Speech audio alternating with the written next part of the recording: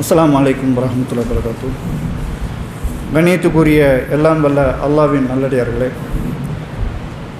இன்னொரு விஷயம் அல்லாஹ்வுடைய தூதர் சொல்லிக் கொடுத்துருக்கிறார்கள். இது திருமதியில் ஹதீஸில் பதிவு செய்யப்பட்டிருக்கு. 2018வது ஹதீஸாக பதிவு செய்யப்பட்டிருக்கு. இந்த உலகத்தில் வாழும்போது நற்பண்பு உள்ளவர்கள் நாளைக்கு மறுமை நாளில் சொர்க்கத்தில் என்னோடு நெருக்கமாக இருப்பார்கள் என்று அல்லாஹ்வுடைய தூதர் சொல்லிக் கொடுக்கிறார்கள்.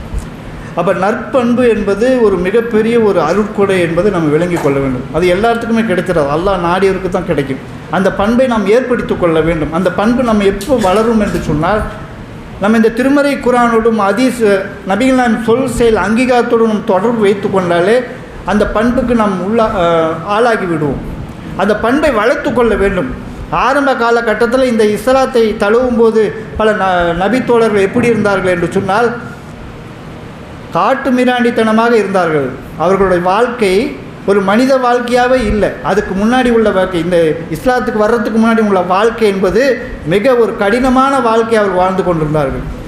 மனிதர்களா என்று சந்தேகப்படக்கூடிய அளவுக்கு அவருடைய வாழ்க்கை காட்டு மிராண்டித்தனமாக இருந்தது. அப்படிப்பட்டவர்களை இந்த திருமறை குர்ஆன் வசனங்களும் அல்லாஹ்வுடைய தூதருடைய போதனைகளும் எப்படி மாற்றியது.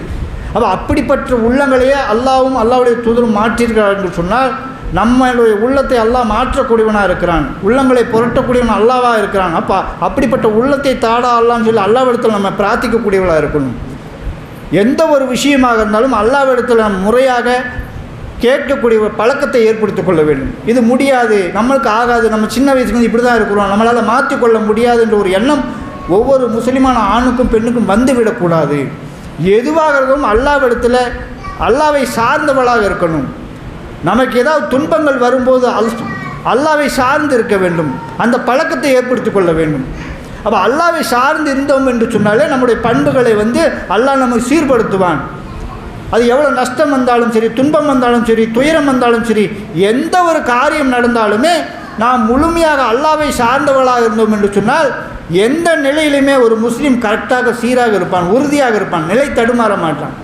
அது பொருளாதாரம் உயர்ந்த நிலையாக இருந்தாலும் சரி, தாழ்ந்த நிலையாக இருந்தாலும் சரி, எல்லா நிலையிலுமே ஒரு முஸ்லீமான ஆணும் பெண்ணும் எப்படி இருக்க வேண்டும் என்று சொன்னால் அல்லாஹ்வை சார்ந்து இருக்க வேண்டும்.